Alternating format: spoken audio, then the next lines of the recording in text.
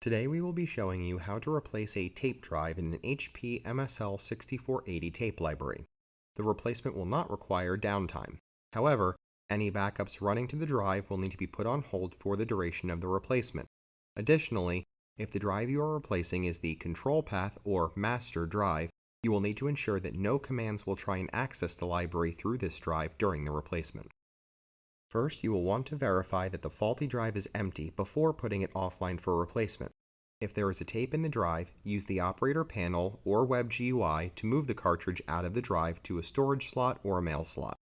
If this is a fiber-connected drive, you will also want to verify the worldwide name of the drive before removing it, so that if the fiber drives are in a zoned fiber environment, you can obtain the worldwide name of the new drive and pass both the new and old worldwide names onto the fiber admin for rezoning after the replacement is complete.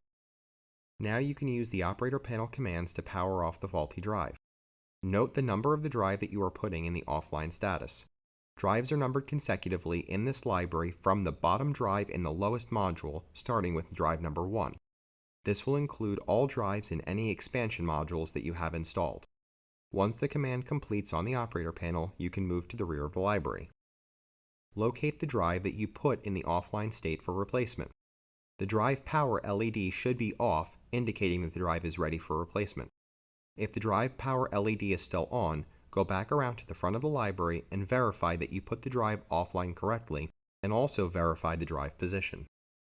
Once you have verified that the drive power LED is off, you can first remove the data cable going to the drive.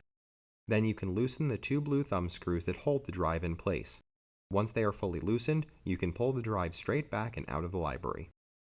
Now you can take the replacement drive and line it up with the guide rails in the empty drive bay. Push the drive in completely, seating it firmly in the drive bay. Then tighten the two blue thumb screws, securing the drive to the back of the library. Then install the data cable going to the drive before returning to the front of the library.